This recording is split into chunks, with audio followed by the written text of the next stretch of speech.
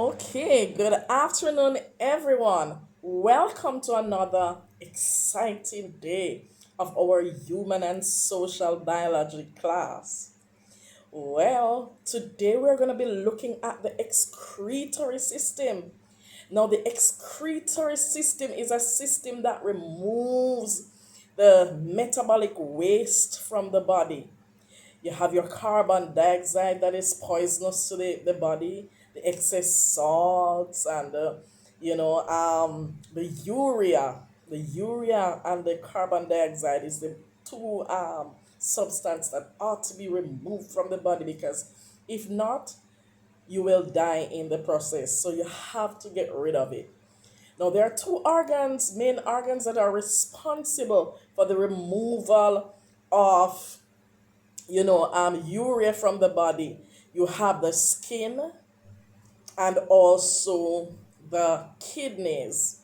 Right. So we're going to be focusing on the skin and the kidneys, the removal of urea from the body. So these are the two organs that remove urea, excess salts, and water from the body that is not necessary for the process of the body. All right. So we're going to be looking first at the skin. Now, the skin is the largest organ in your body, right? And this skin, we're going to be looking at a diagram in a few minutes. But I want to tell you about the skin. That the skin is one of the important organ, as I said earlier, that it helps you to remove excess salts from the body. So here we have, you know, on our skin. This is our skin. And on our skin, we have different things on our skin. We have, all right, let us look at the diagram here. And for those who are doing human and social biology, you need to know about the skin. You need to have draw a diagram as it relates to the skin. You have to know it. You have to label it from your head. You're able to label it from your head. So what I always encourage my students to do is to draw a diagram of the skin and ensure that you know how to label it, right? Because sometimes when you go in the exam, you might see a skin on the exam, and they will probably put a mark on it like an X or so and say that you're to label that part. Now, this is a diagram of the skin, all right? And you can draw one in your book. All right, so this is the skin. On the surface of the skin, we have different things on it. So we have bacteria. Now, you can't see bacteria because you can't see them with your naked eyes. You have to use a microscope in order to see these bacteria, right? But we also have pores on our skin, holes on our skin. We have hairs on our skin. We have, and when you look, you might see oil on your skin too. And we're gonna get to the bottom of this afternoon. Now, I want you to take a look at your skin and see if you can see some of these things. Now, if you look on the skin and you can't see some of these things, it means that something is wrong with you. All right? So take a look at the skin. This is a diagram of the skin. So here we have two parts of the skin. We have the epidermis and the dermis. So we have the epidermis and the dermis. So inside of the epidermis, we have the cornified layer, right? And in the core and in the epidermis, like the section that divides the dermis from the epidermis, we call that the Malpighian layer. And this Malpighian layer contains melanin. Now, you would have heard of melanin. Melanin has to do with the color in your skin. Some person have a very light melanin, while some person have a very dark melanin. Like myself, I have dark melanin, and for a brown person now, they might have a lighter melanin. Now, the darker your skin is the better it is for you to be protected from the ultraviolet rays. Now, the ultraviolet rays are, this comes from the sun, and it damages the layer of your body. It damages your body. So the melanin in your skin protects your body from the sun, from the sunlight, this ultraviolet light, right? And you know that if the ultraviolet light penetrates your body, you're able to get cancer and so on. I know that you've probably heard of it, but I just want to make known of it. All right. So on our skin, we have on the epidermis of our skin, we have the sweat pores, right? And these are the little holes, and when you look, you see water springing up from the holes, right? So we have the sweat pores, and here we have the sweat gland. So the sweat gland, and this is way down in the dermis. So the sweat gland produces what? Sweat, right? So we have the sweat pores, which are the holes in a lot of these holes on your body. All right, and as I said before, you see water springing up from your body. Then we have the hair follicle, right, and the hair, right? So the follicle is there and the hair. So if you pull your skin, you'll find hair on it, right? So here, all right. So we also have in the dermis of the skin, we have the sebaceous gland.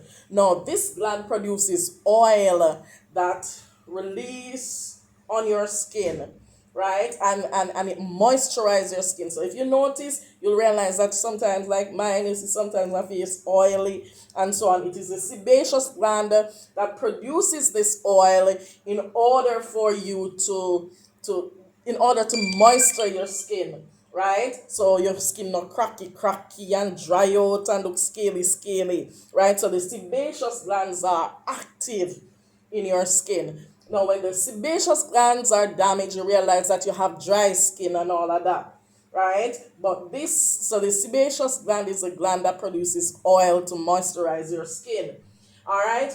And here you have, so I've spoken about the sweat gland that produces sweat, all right? So we have little receptors in the skin, right? So we have temperature receptors and so on.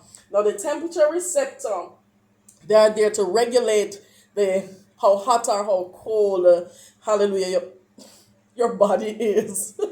How hot or how cold your body is. So if the time is too cold, you realize that the veins are constricted and the hairs stand up erect, right? Because it's telling you that, hey, you're cold. And not only that, but you have goose pimples on your skin. All right? Then now you have when your body is hot now, you realize that the veins are closer to your skin, and these veins now are there because they want heat to be escaped from your body, because you don't want to be there burning up and all of that, right? You'll have a fever, and maybe that fever can kill you or give you a fit or so on. So we have to get rid of the heat out of our body. Hence, the blood vessels come closer to the skin in order to get rid of. So the receptors are in the skin to regulate how hot or how cold your body is, right? So they bring back your body to optimal level. All right. So now we looked at what else we looked. All right. So these are the red parts here. These are capillaries, right? And the capillaries. Do you know what is the purpose of the capillaries? Right? When we were looking at the capillaries and so on, right? When we were looking at the circulatory system, we said that the capillaries are there to take nutrients and so on around the body, oxygen. So these capillaries now, they are in the skin and they supply the skin with nutrients and oxygen and so on, right? So that the skin won't die. Even our very hair needs oxygen, right? And nutrients. So the capillaries are there to take these to parts where the bigger veins and arteries cannot reach. All right. So here, down here now, we have the fatty layer. Now the fatty layer is there because it's there to keep us warm. So the fatter you are on a cold time is the warmer you'll get. So you realize that sometimes you don't hear fat people complaining about how hot they are or how cold they are, because what? Their body regulates the heat. the fats in their body help them not to feel cold then. So these are there, fatty layers are there to keep us warm and also to protect other parts of the skin. All right. So here, so I was looking at the fat person as against the skinnier person, right? While on a cold day, a skinny person might say, "Oh Lord, I'm cold, so me I should look on my hand and all of that," because they don't have enough fat to keep them warm. So the fats are mainly there to keep us warm and also to protect the organs. All right, so we looked at the sweat. We look at the dermis and the epidermis, which are the two main parts of the skin. We looked at the sweat pores, we looked at the hair shaft, and the cornified layer. We also looked at the malpighian layer. We see about the sebaceous gland. Remember what the sebaceous gland does? It produces oil in order to moisturize the skin. So you don't really have to use lotion. The only time you use lotion is when your skin is extremely dry. All right. So these are naturally produced for you. Now, when on a cold time you realize that these receptors pull on the hair shaft, and as a result, it stands erect, right? All right. So this is how the the skin works. Now, when these capillaries, we're getting to the bottom of it. These capillaries here, they carry the nutrients to the body, along with they pick up also poisonous substance and like the urea and so on, water, excess water and so on in the skin, and take it. Because remember, when we drink water and so on, it's actually flushing out our body, flushing out the toxins, the toxins that are in our body. And so these capillaries pick them up and take them back to the bloodstream where the blood is purified. So basically, purified and send all the toxic things um, through your skin, through the pores of your skin, and send them out. So you notice now, when you look on your skin, you'll realize that some salts are on your skin when it dry, and you see a lot of water on your skin, that's excess water in your body, right? And also the urea is very poisonous, right? So we have to get rid of it. So the skin is one of the organ that helps us to get rid of um,